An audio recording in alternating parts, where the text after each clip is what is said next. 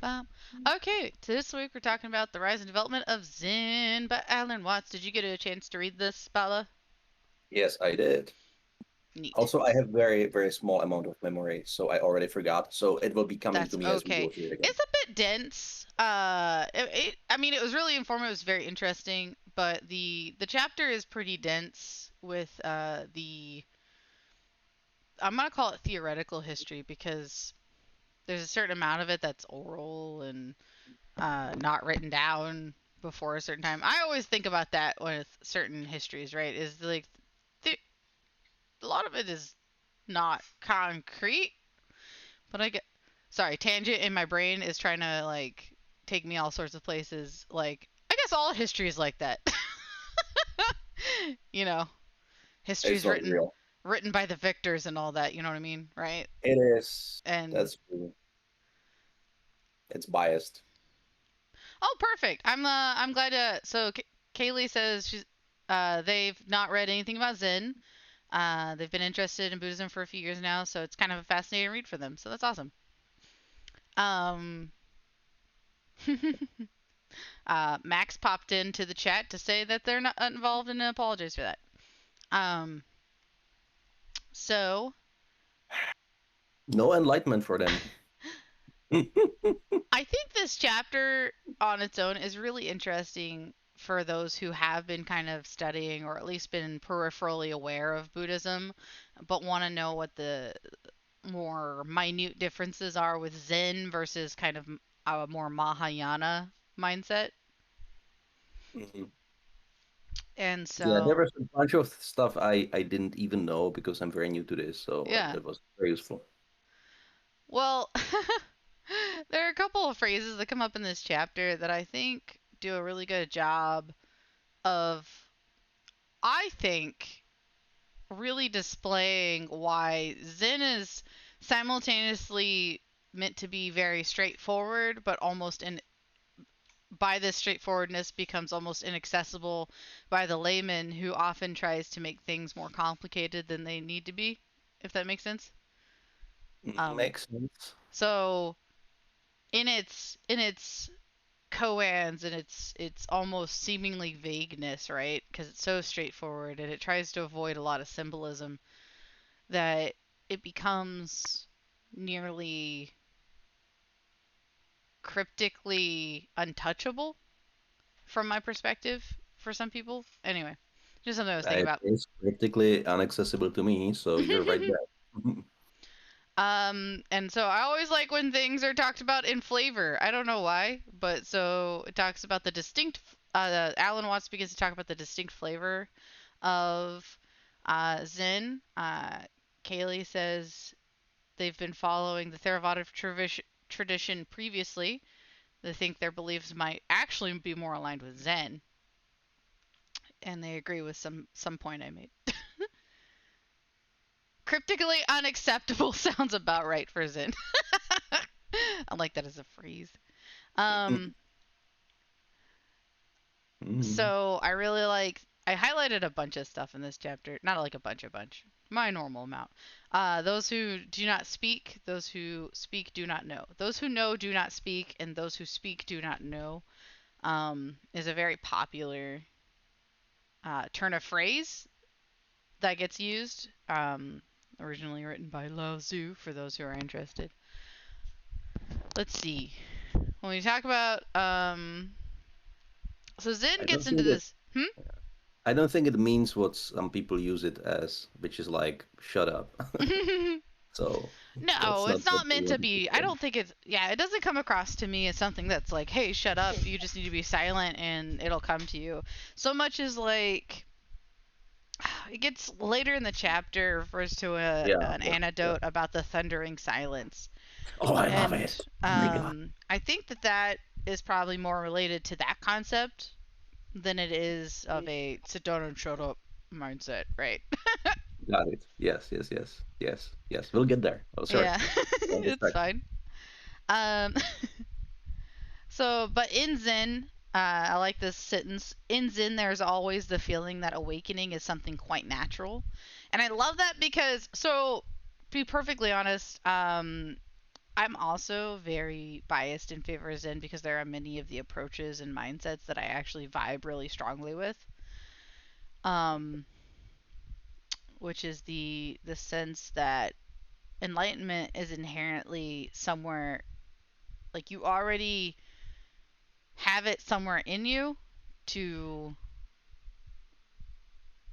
have, like it's Um, there, but by trying to grasp it, you prevent it, right? And which is the same, I same, it's pretty much the same across all the different schools of Buddhism, but um, the way it comes across is very clean and very unburdened to me in Zen. yeah, true. Um, I am not a clean and unburdened person, Mhm. so I understand the appeal, but it almost annoys me in a sense that I just like look at it as like, dude, this is too pure. Like, that's what stuff is. Just Well, so yeah, I can absolutely enjoy what goes into the other schools of Buddhism, but yeah, opposite. I No, really like, dig that yeah, clean, yeah. straightforward methodology.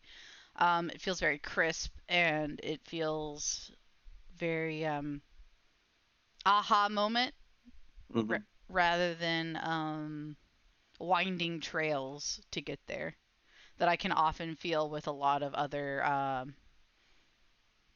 forms of study. I can see that. I'm still kind of deciding. Like, my mind is not made like about which school or what. I'm not saying no to it. It's just my initial reaction is like, you're making me really angry. Excellent. I think that could be a great point of learning and development, though. Because like, I just what love the. attachment Oh my is God. causing the anger, though? Like, really, He's like, though. nothing I love more than learning about attachment. It's Mm-hmm. pleasure. Yes. So, like, what is making you angry about it? Like, in really sitting down with that and be like, all right, what am I holding on to that prevents me from It's not maybe necessarily that jumping on the bandwagon, but just saying, yes, that is a way, you know? maybe that's why it's a path for me, Yeah. specifically because of that. I'll consider it. I'll give it a chance. Thank you.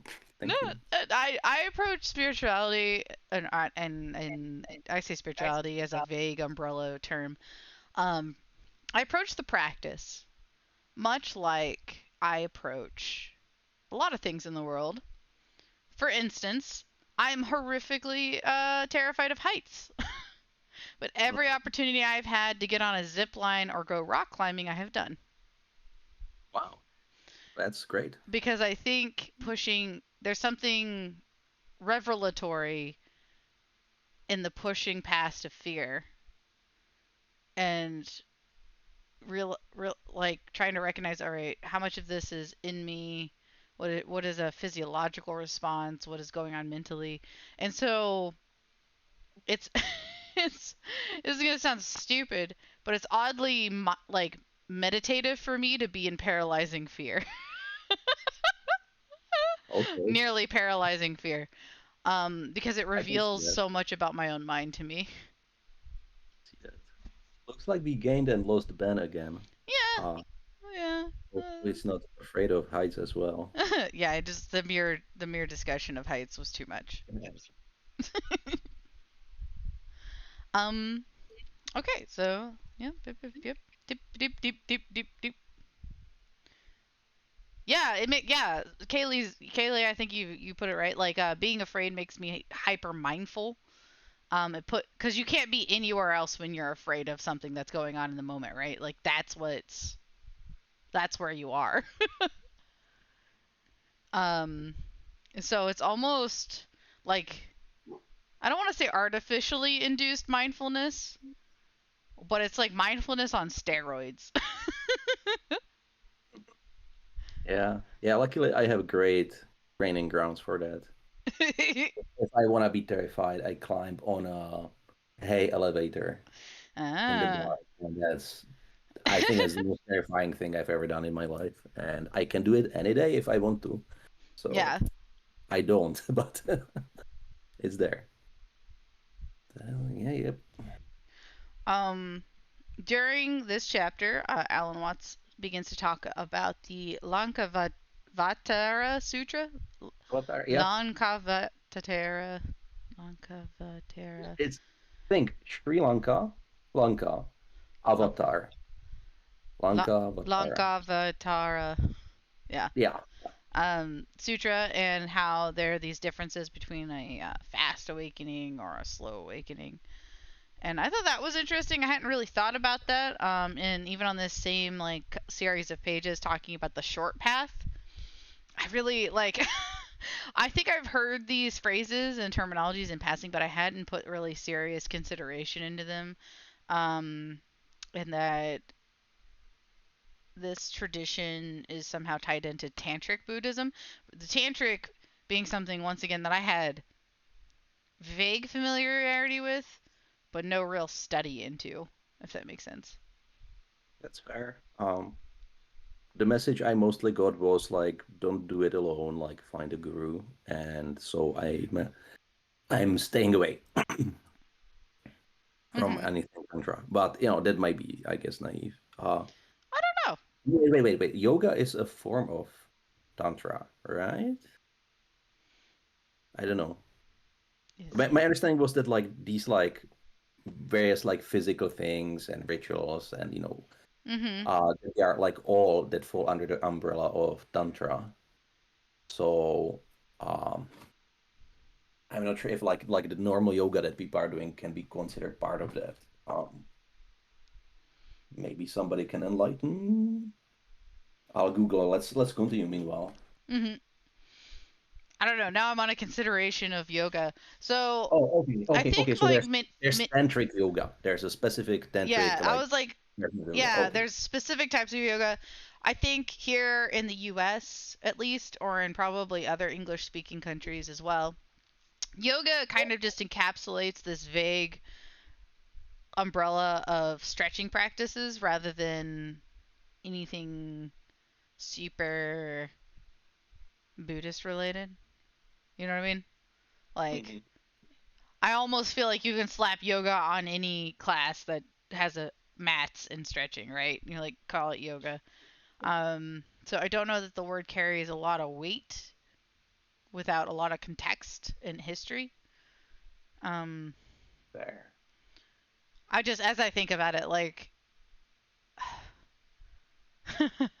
because even for myself, I don't have a lot of a stamina for like really hard exercise anymore in my life because of some issues I have. But even in my calendar, I'll put yoga time, right? Well, really, what that means is I'm gonna go like painfully stretch for a half an hour to an hour, right? Like it doesn't mean like I try to be mindful during it, but really what it comes down to is I'm trying to be able to touch my toes. It's perfect. I love it.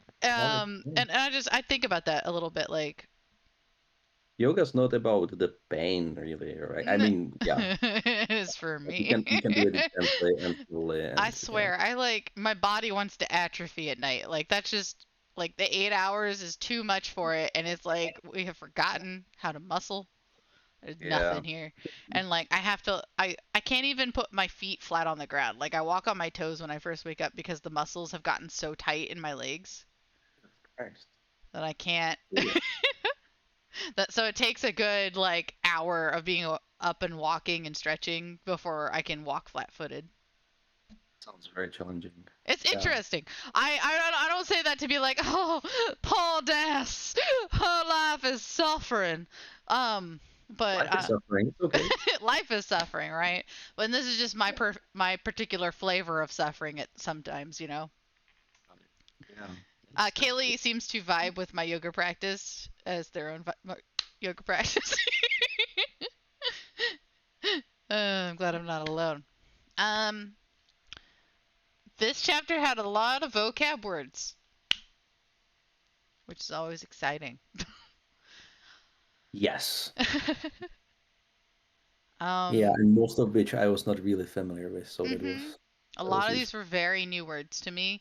Like I'd heard the English versions, even Diamond Cutter Sutra, I'd actually heard before, but I hadn't Yeah, heard the Vajra Kadika. I'm gonna yeah, pronounce it. yeah. Yeah, that's right. Yeah, I am familiar with the sutra. I just, like didn't remember the. I know what Vajra is, right? But But that's, then I'm sorry, I didn't mean to interrupt. never mind. Keep going. I was just gonna say it's very interesting, and I think about this sometimes when I like agonize a little over the pronunciation. Is like, does it matter?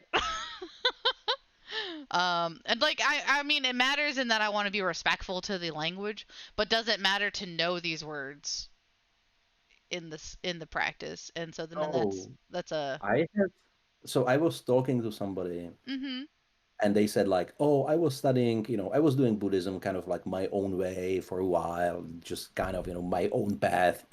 mhm And then I finally found like a teacher, and I started learning it from like a master or something, mhm. and it completely changed their practice and improved it. And I was Really? like, okay, so tell me, what is the thing that actually made such a huge difference? Like Mhm. what's the one aspect most important, right? And they said translation errors. All Interesting. right. And so from that point of view, like it makes sense to know the words in original because they have specific meanings and the Oh. translations tend to miss them, right? So that's why, Mm. we were talking about like some people, don't say suffering, say dukkha, right? Like Mhm. because it means something It slightly yeah different. encapsulates something different than the what the English word can say. Um, that reminds Pronunciation, me. Hmm? yeah, unless you're speaking to people about it like out loud, yeah, pronunciation probably doesn't matter that much. Yeah. Um, this parallels. Now that I think about it, um, this parallels quite a bit. I spent a few years very seriously tearing apart like Christian text. Hmm. Um, Like not eh, literally, but yeah, yeah, yeah. analogy. Okay, Intellectually, yeah. got I spent years like just ripping one page out of the Bible a day. it. And Um, eating it, yeah, okay. and eating it. All right. No, tearing it apart and really getting into the study, and it has a similar problem in that the Hebrew language well, and I say that, and the Bible is written in like I think three or four different languages originally.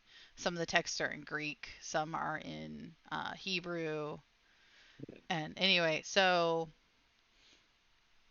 contextually, culturally, and all of that, knowing the original words and how all of those things that could have gone into that word's meaning is probably more important than my brain realized when I originally state doesn't matter to know those words. Gotcha. So I do And concede that I think you're correct with that. and see how crazy that is because Bible is something people have studied this not out of, over the centuries and Mhm. and if it's still a problem today. I read Mhm. that actually a lot of the Sanskrit translations are problematic because they rely on some sort of central Sanskrit dictionary that Mhm. was assembled to actually aid missionaries, Mhm. um, which didn't we actually read it here? Maybe. I always forget sources of my information. Never mind. I don't And know. so the idea was that the Sanskrit translations of the words were already sort of like Christianized, like biased, and Mhm. so that leads to a lot of misunderstanding down the line. Yeah, that makes sense. You have to know with what original purpose something was written even sometimes to get the best meaning at or the most truest meaning, appropriate meaning. I don't know. I throw a lot of words at this. I mean, I could even think of a bunch of words that have made it into like the modern vernacular. Let's say the word meme, right? Like that carries a lot of weight, carries a lot of knowledge of what people mean like online when they say the word meme and stuff. But if like I jumped back 30 years into the past and tried to Is it reference that it in conversation, it wouldn't mean Yeah, much to people. You know what I mean? that's true. So That's true. I don't know. It wasn't meme yet. Yeah, interesting mental exercise there. That's true. Do, do, do, do, do, do, do. Yep, yep. To attain awakening is to not attain is not to attain anything. Nirvana is actually here. So Yes. I think I referred to that a little bit earlier on what I like about Zen. um, I oh, think hmm? that's not just Zen. I think Mahayana has the same idea. Yeah, yeah, yeah. I mean, Yeah, I think yeah. it's worth noting that Zen is so closely was very closely it was made in parallel to these things, not in a vacuum. Yeah. It's all influencing each other. Yeah, there I think there's some influence going back and forth.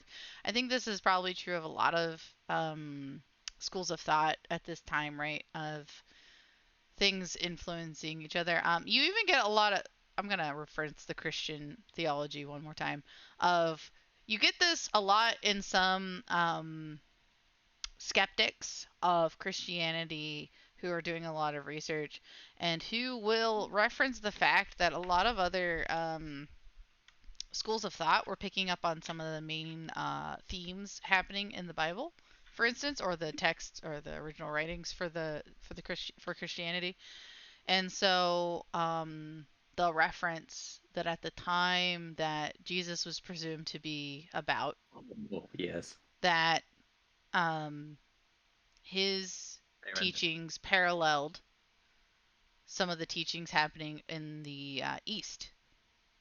Yes. And so they have some speculation that perhaps he traveled that way or met a teacher who influenced his own. You know what I mean? So there's some Yep. interesting conversation that happens when you think about how many of these things developed in parallel and side by side. I read that thought. I'm not entirely sure how much of it is true or how much is like this like religious posturing, because like the Buddhists would say, okay, we actually taught Jesus to say what he said, and then Mhm. then like Christians would say, well, actually Jesus traveled in time to teach Buddha, and whatever. Like, Oh my god, I haven't heard that. no, I have not either, right? But I can see people having these tendencies, like ours is the original one, right? Like, Mhm. yeah, There's a lot of competitive nature. And even yeah, Alan almost gets into this a little bit later in the chapter. There's going to be a phrase that I highlighted that I really like that comes up about what happens when a religion or a philosophy gets too popular. yeah. Oh yeah, there were some good parts. Yes, yes, let's get Um, that. real quick, Kaylee said something I really like because I think it also does a good summation of how I felt when I originally started coming to the Zen way of thought. Uh, They say, I love the idea of awakening and nirvana being here already. It felt, and I could be completely wrong, hashtag noob, that the Theravada tradition I was following was chasing this ephemeral thing, but reading this chapter made it feel as though it was just letting go of everything and being alert to what is really going on. And I think you end that sentence so well, Kaylee, with it's being alert to what is really going on. And that's how I view Zen. And that's why it feels so clean and precise to me. Of it's just an opening of eyes and a broadening of awareness. Right. um, oh yeah, I highlighted this part in the book. Zen tradition does not indeed maintain that the immediate awakening is not communicated by the sutras, but has been passed down directly from master to pupil. This does not necessarily imply anything so esoteric as an experience conveyed by telepathy, but something much less sensational. And I think that I do enjoy that about Zen as well. Is this down to earth feeling of the teachings, right? There's not a fancy divine reason that you learn something or become enlightened about something. There's very practical means going on. Right. I did read about the transmission of mind, Mhm. and it did sound very esoteric, but yeah, it's not telepathy, right? I guess. Yeah. Well, And it's now it's it's it's a logical outcome of like how do you explain something inexplainable in words, mhm. and how do you confirm that somebody got the message? Mhm. Like how can you possibly do it? Well, transmission of mind, right? Is the logical answer. Now Bala, I do welcome you at any time to if you feel a contradiction that you want to talk about. And I think you feel pretty comfortable doing that, but just as an encouragement, like just because I'm a fangirl doesn't mean I don't want to hear opposing I thought think no, processes. no, no, no, no.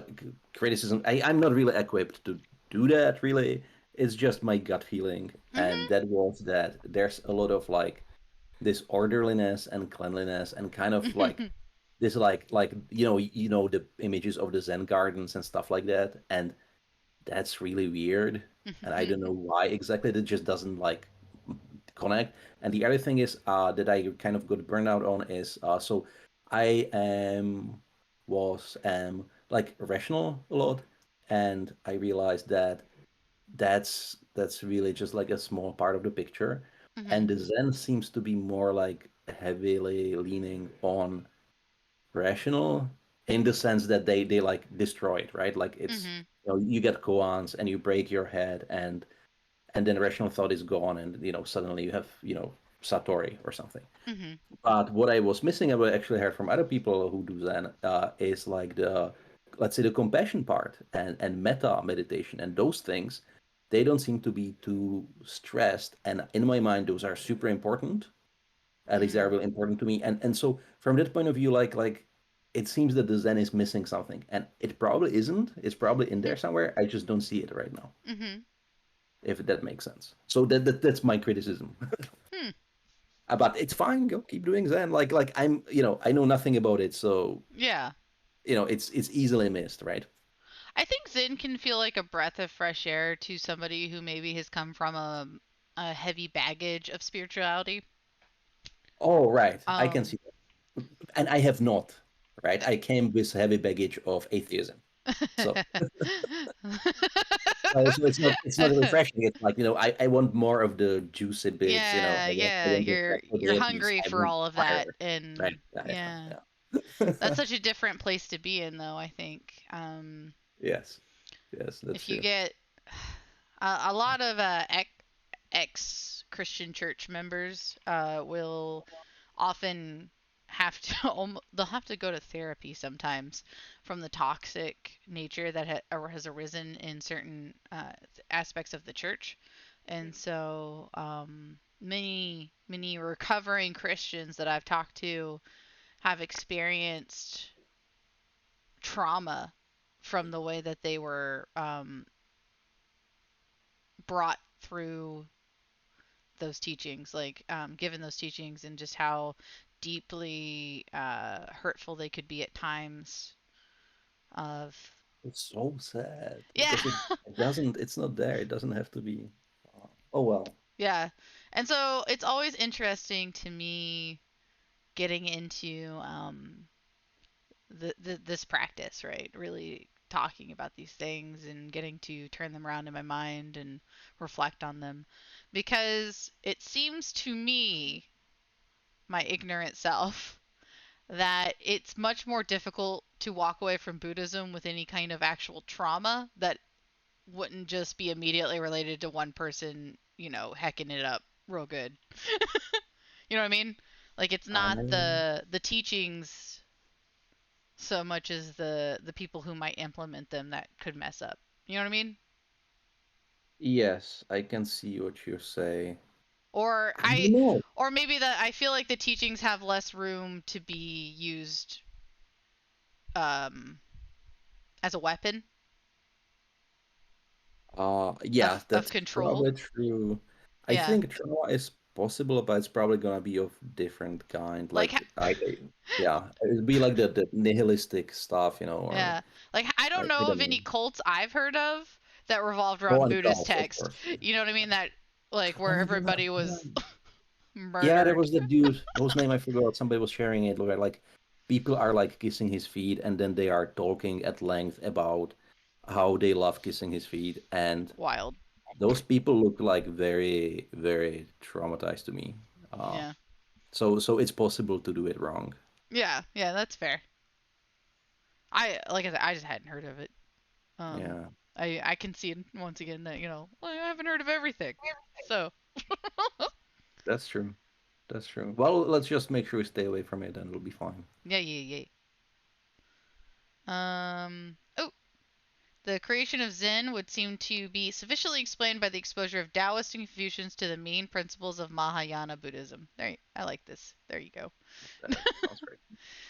So like I said, it's always so interesting to study Taoism, Confucianism, and Mahayana Buddhism around the same time, because there are a lot of areas of thought that feel very similar, and I can see how they might see themselves reflected in one another, and so it's very interesting. Yeah, So. you know, I think it's easy to make the mistake that you're like, okay, if you study only Buddhism, you learn Mhm. something and you're like, well, this is a Buddhist thing. Mhm. And then somebody else says something, so like, you stole it from us. And then not really, right? Like Buddhism is not 100% original school mhm. of thought that, it grew out of, the background. So a lot Mhm. of these thoughts are actually not Buddhist, right? Mhm. They are just part of it. Yeah. Correct. Yeah. And then it talks about how these things are probably related. Like this is where the chapter gets what I call really thick in thought, and I would have to like really sit down with like maybe some pencil and paper and draw out a timeline, and um I would have to visualize it to fully absorb everything I read in this chapter. Um because this is one of the areas I struggle with as far as trying to overlap. Okay, this happened to this time, and then this happened, and then this was connected. um connecting Yeah. connecting these points can be difficult for me. So if I really wanted to absorb all of this, I would need to draw it out. Yes. Yes, that's fair. I'm like, yeah, here's numbers of years. It happened a long time ago. I mean, yeah. Yeah, yeah. Mm. But it was really cool to get a sense of how tied in and parallel all these things were, and who did what and stuff. And then I really liked this sentence. Rivers which compete with one another to inundate the land do not flow. Yeah. I like that. Then he talks about the main links between Taoism and Zen. That's super cool. Um, I'm becoming vaguer. I'm really sorry. Like I said, this was really thick for me. Like I really need to like go back and read this chapter a couple more times, at least these areas of the chapter, to feel like I have a strong sense of what was being said. So these are definitely, I think they're really worth reading though. They feel very well researched, very cleanly written. I just am having difficulty fully conceptualizing it, right? Lord. I would love being able to write like Alan Watts. Oh my That's goodness. I'd that's be pretty so good. famous. If I could write like Yeah. Alan Yeah. Watts. Oh yeah, let's do it. Yeah.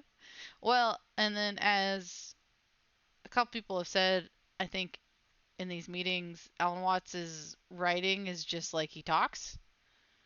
So it's like he talks exactly the way he writes, or he writes exactly the way he talks, one way or the other. It makes it feel very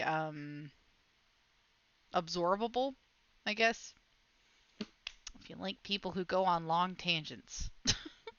Yeah. Which Yeah. You don't like freak out in the middle of it. It's like, no, I can't take this anymore.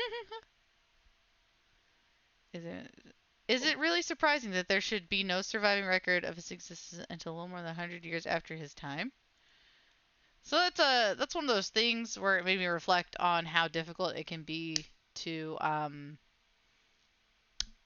verify information. Yeah, I always thought like how sad is it that all of these talks were not written like right away, that Buddha Mhm. guy there just writing down things. But then, it is true that the words are only a part of it. And so I can totally see, even deliberately omitting a piece from the written text, just so people have the opportunity to actually learn it directly, which is better. So yeah, I'm kind of conflicted about that a little bit. Mhm. Because, of course, I just want to read a book and be done with it, right? And now I'm enlightened Mhm. and good, right? Mhm. But yeah, that's not easy. I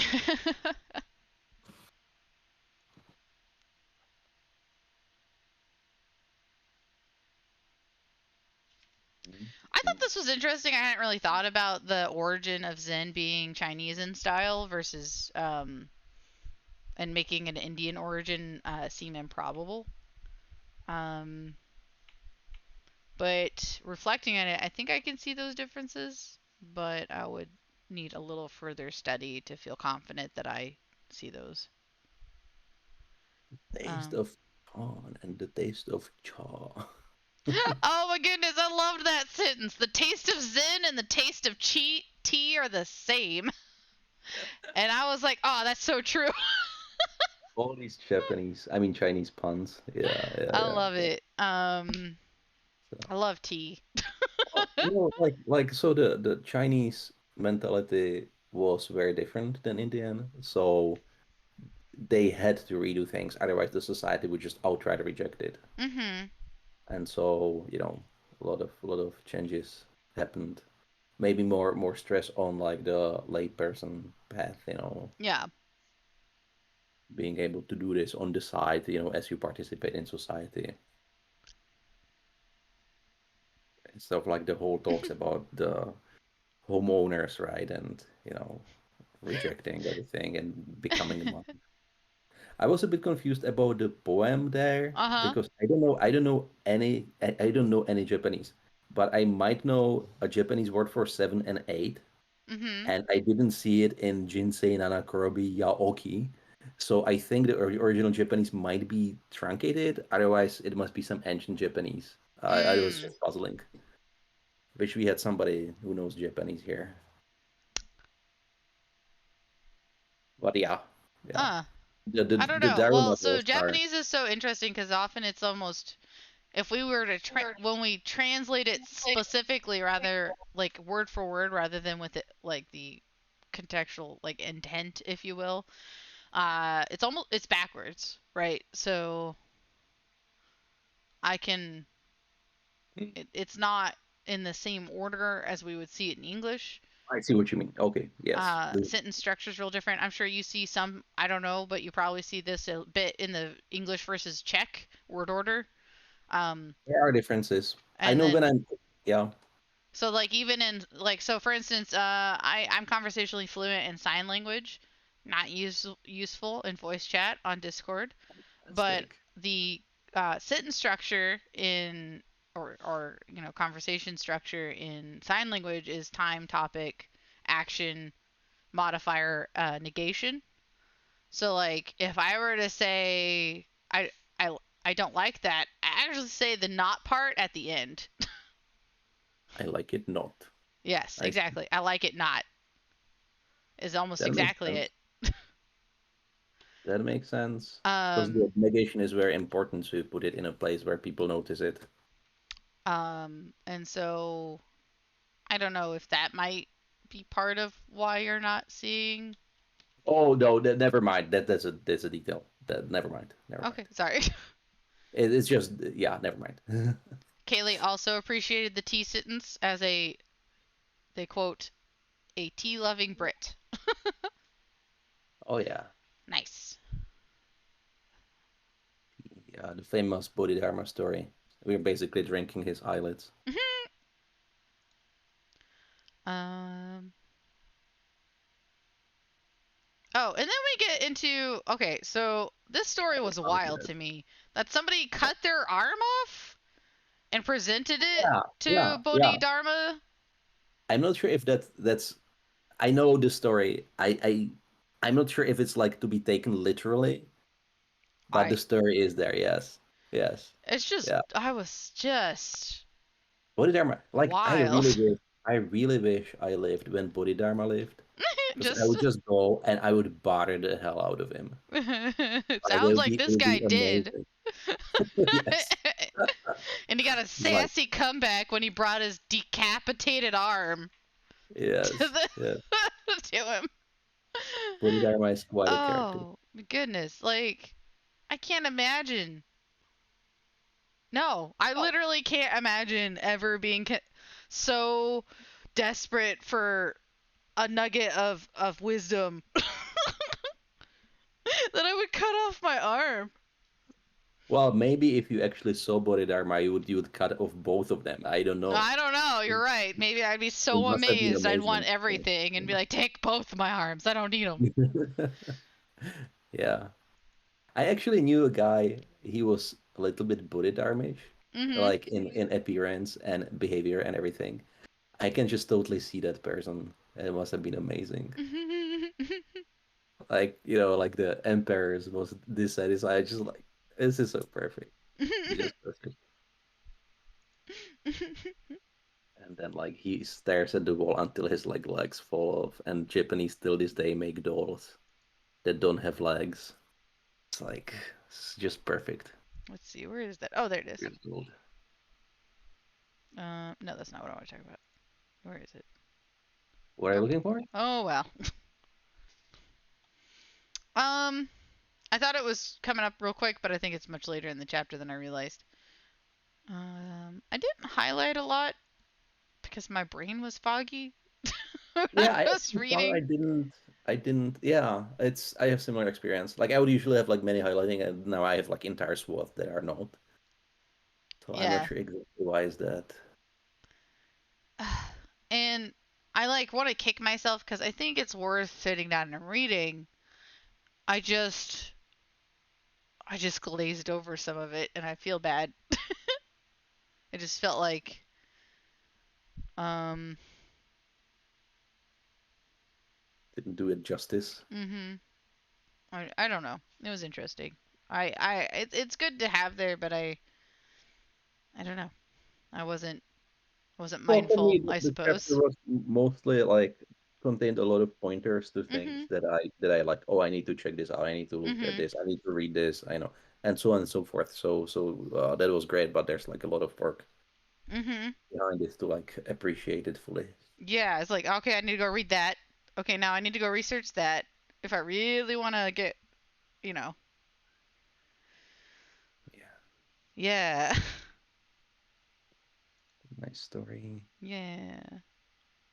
We got story, a lot of literalism. I was like that, to prevent monks from having hurt feelings, he sends, the poor prodigy like away. I'm like, come on, you're monks. Like how are you having hurt feelings? Like, come on, You're a monk. Stop it. That's such a basic, you should know that. You should know better. But of course Mhm. they are people, right? Yeah. So How dare they be people? People yeah. emotions. We have another fun vocab word. No mind or woozen. Woozen. Yeah. Ooze. Ooze. The key is remember the woo. Woozen. Like as soon as you have the woo, like woo anything is just instantly Zen. Yeah. It's got woo in front of it. It's probably a Zen The word. woo is Zen. Yeah. um.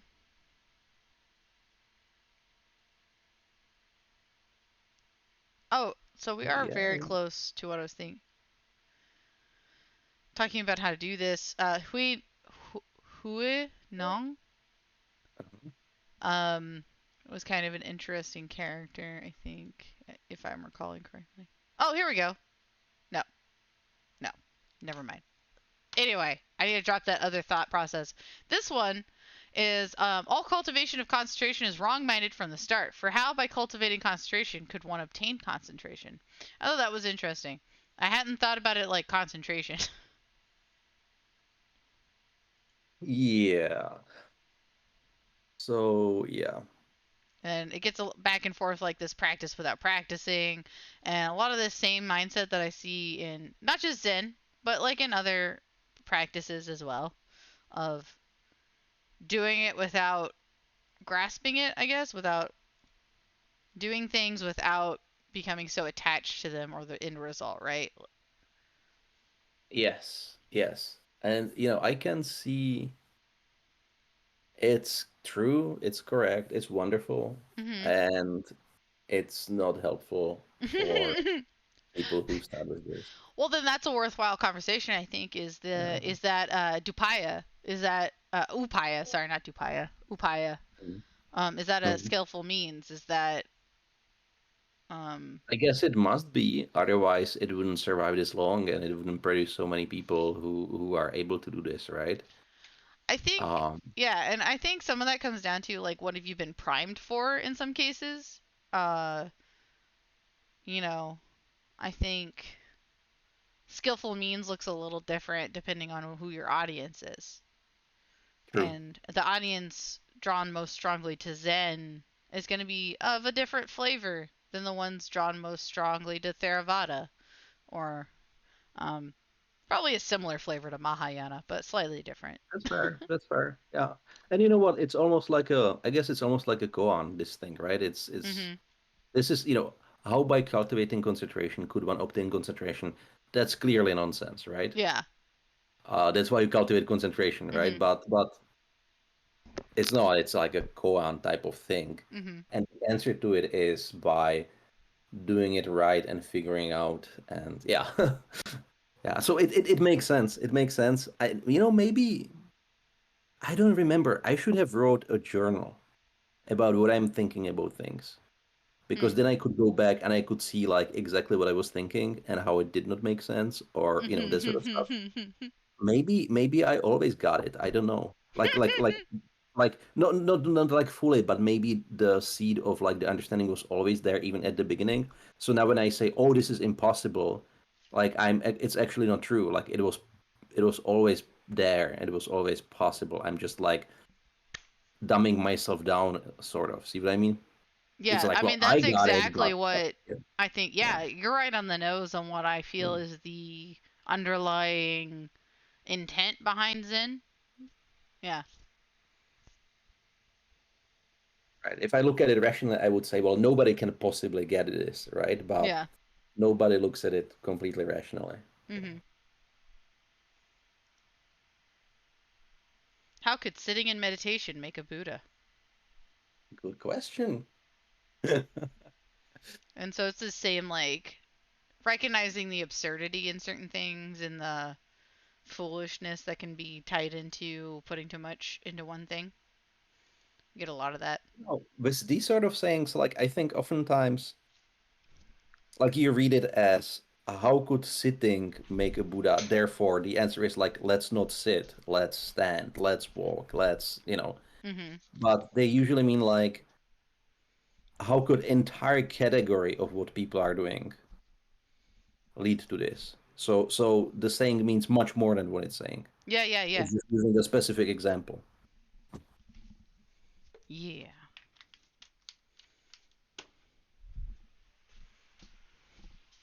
Yes. I like it. Yeah, almost needed to. Um do do do. Oh, this one this one inherently like bothers me. Yeah, the abuse. Huang Po, it was Huang Po. That was the person I was thinking of. Um struck him until in desperation this person left. And then he was scolded again. And in How dare this you in abuse this such a particular realm, there's an absurdity to this that I can respect, right? That is part of the Zen. On the other hand, I'm like, you hit me, you're going down. I don't care. I don't know. I just like, but beyond that, I just it makes me cringe because I don't think that that's a skillful means, but that's its own conversation. Like, I agree, and I know. I think, I I yeah. must say, this story is wonderful because like I found I had a tendency in the past to try to do this, like to Mm. basically I'm creating suffering, but it's a skillful means because what I really intend to do is something good to happen, but Mhm. that's not skillful means, right? So it's a good thing that you cringe about it because you got the message, I think, right? Like, don't do that. Yeah, Kaylee's got a good Socratic question. Is like, how does this fit into our precept of not harming any living creature? Um, that's a great question. Because I don't think it So does.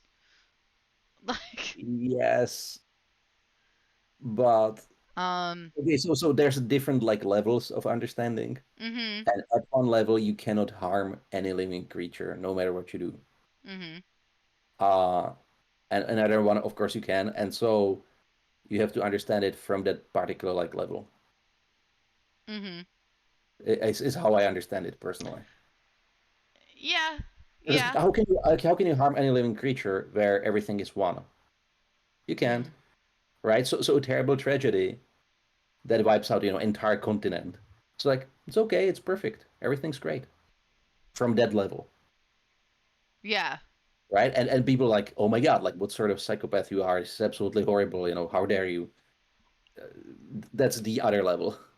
And what I Mhm. keep hearing is that you need to operate on both levels at once, right? Ooh.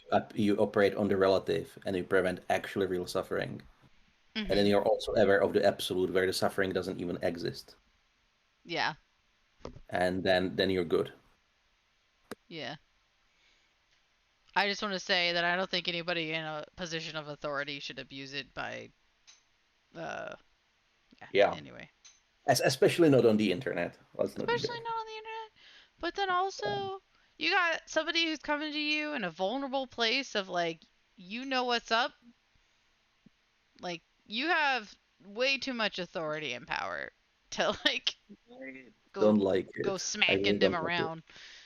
The problem is like, okay, so if somebody is struggling with something really personal and I give them a wrong answer and they mess up their entire life because they listened to me, that's just awful. Mhm. That's really terrible.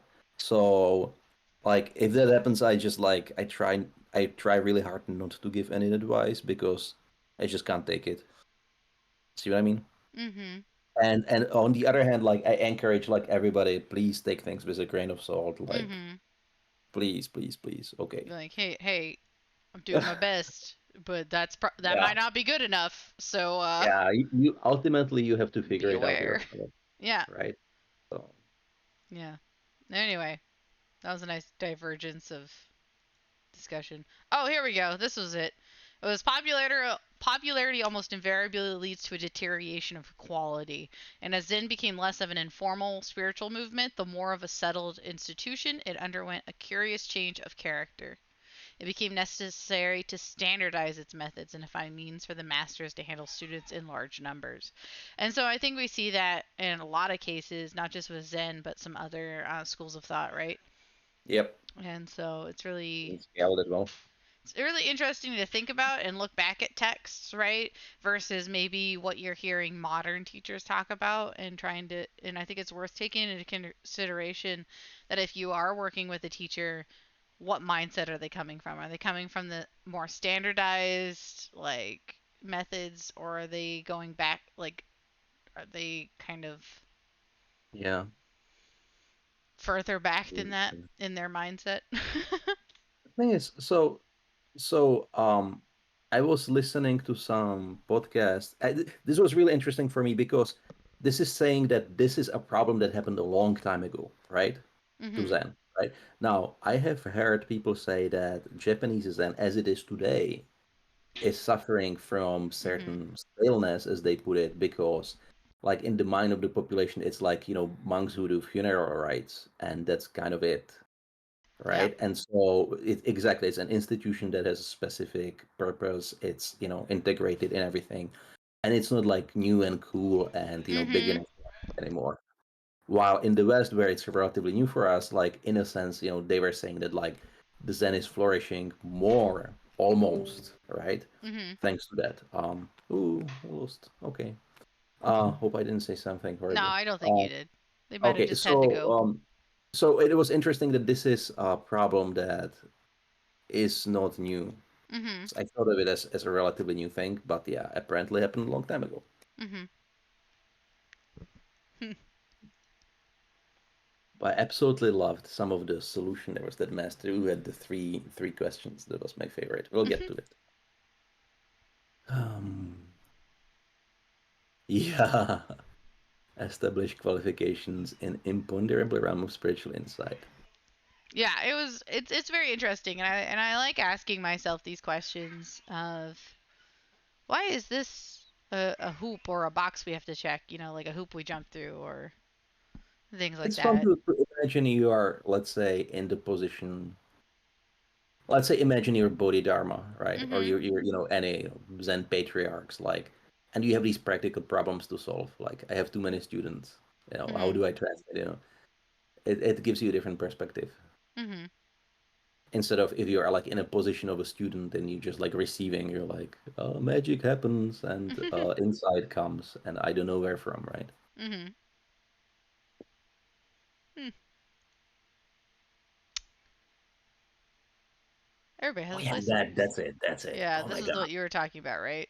Yeah, it's so perfect. Um. And I will not pass the three barriers. Like, probably not ever. Do you get these? Are you still there? Yeah, a bit. I think that I'm still working on my full like I can taste a beginning of understanding if that makes sense when I look at things like this. Like Yeah, I've I have a just feeling I might understand a little mhm. bit, but I'm not sure if I really I'm do. either trying to overcomplicate it and I do get it. Like this is it. I secretly already get it. I'm just trying to overcomplicate it when I think about it. Or I am still too attached to a couple things to really let myself get I see. that far. I You don't know. just try to shoehorn it into a particular solution. Mhm. But it's interesting. They're very interesting. Then we talk about the Cohen system. Um, the Soto school. Satori. Brewer of Satori. Kind of weird stuff. Uh huh. Overwhelming feeling of doubt that's prerequisite for Satori. Mhm. Um, that really kind of resonated with me because I had sort of experience kind of like that. Mhm. And but I never until I read this, I never realized that the doubt it would be essential for it. Mhm. And right, can I just have Satori without doubt? And it was just boom, and I have it Mhm. now, Mhm. right? Done. So I win. that was interesting. I was like, I mean, it validates my experience. I'm not saying I experienced Satori, but something that kind of sounds a bit like that. Uh, and so it makes sense to me a little bit. Yeah. And then one of my favorite realms of consideration is Wu Wei. Uh, Yes, the sitting just to sit, walking just to walk. You know, motiveless action is a fascinating way to try to approach things to me, and I dig it. the way I understand it is like if you really are like one with everything, then that's the only Mhm. way like how the action can happen. It Right. just flows naturally, Mhm. right? And so I guess by sort of doing things that way or trying to, you understand how it is. I'm not sure. I'm not sure. Okay, so I'm not sure if this is a technique for accomplishing something, like doing things, or if it's just an outcome of like enlightenment. Mhm. I think it could be both, maybe a little bit. I think at its heart, it's the same thread that drives meditation that we Yes, see in Mahayana. It's that being in such a way that is just to be, not yes. anyway. Just be here now. Mhm. That mindful approach, and not just mindful, but like total detachment from the more Yeah. conceptual and just being, which Yes. can be very difficult, but very interesting to try. We get some more fun vocab words, some more history, which is great. The it seems to the divorce of awakening from morality, Mm. which I think is a worthwhile school of thought to think about, and has been one of the draws to me of the practice overall. That while the precepts and the eightfold path all hold an amount of what we might describe as morality, I Mhm. feel personally that it is very much not, I don't know, your worth and the ability to achieve enlightenment is not defined by your ability to say I am a moral person, like I'm a good person. You know what I mean? Yeah, I, I don't even know exactly what morality is because I'm not a philosopher, right? But I think let's say take alcohol, right? So mhm. if I'm drunk, I probably won't be able to concentrate enough on dharma, right? Mhm. And so is it morality or is it just a tool? But Mhm. then is morality just what to do in order to be able to function efficiently? Mhm. Is that what morality is? Right? And then people say, no, no, no, it's like from God, how you should be, right? So I think you can do presets immorally. I don't know Yeah. if that makes sense, No, right? Like, I like think you can. Yeah. I can not drink alcohol as a completely immoral person. Oh yeah, you can There's be a not a shred total of, jerk about it too. oh Like yeah, people can absolutely. totally do that. I drink my glass of milk like a total asshole, right? Yeah. Oh yeah, I think we've had all. So if you get into the history of like serial killers and Yeah. mass murderers, plenty of them had parts of their lives that were totally like, I never touched a drop of alcohol, or things Oh like that. boy. Okay. Wow. Like, or you get real purist, but that doesn't define your overall morality to be the best or to follow any one given precept or something. Well, that sounds like attachment, right? Like you Mhm. are so hung up on, and there's all these stories like the monk who stepped on the frog, right? Mhm. When and found out it was a ripe fruit. That talks about the exact thing, the attachment to the precepts themselves, Mhm. which is not advised. Yeah. Mhm. Talk about the Ming Dynasty. That's interesting. Also, the 1600s in my mind are not that like long ago. I know they were forever ago, but True. I don't know. It's interesting. I think sometimes when I think about history timelines, I often expect things to be like, this was in 10,000 BC. And, you know what I It kind mean? of looks like it, yeah, yeah. If when people really venerate it gives it a different feel. Mm hmm. Some more thick history. And a brief mention of Japanese Zen. Zazen. And, yeah, Zazen is an amount of just sitting, just is the same. It's not the same as Wu Wei, but there's like definitely some parallels. Mhm.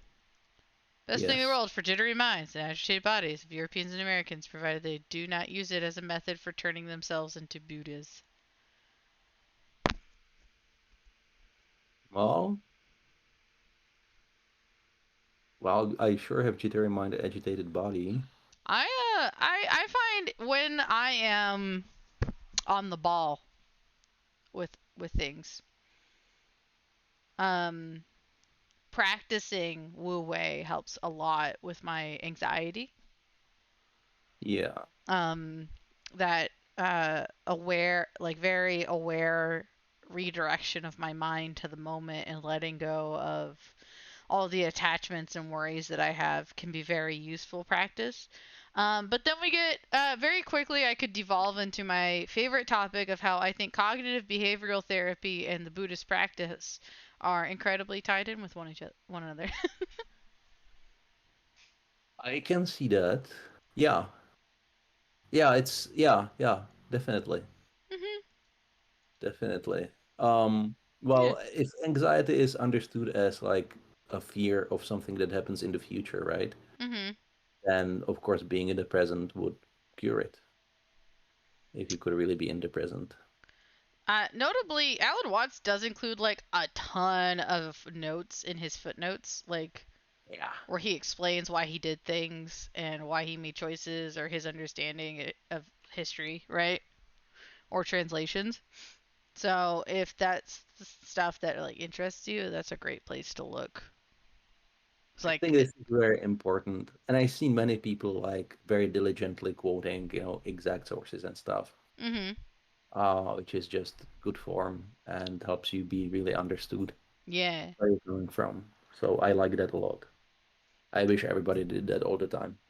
oh yeah, I do too. That said, I also have not read all the footnotes, so I haven't read all the footnotes, but I take a cursory glance over them every chance I it gave can. me it gave me comfort that they exist. Mhm. So I could uncritically trust the main text because of Yeah. existence of footnotes. So next time we'll get into part 2, principles and practice, and start with empty and marvelous. That sounds Um, marvelous. Looking yeah. forward to that. And empty. Yeah.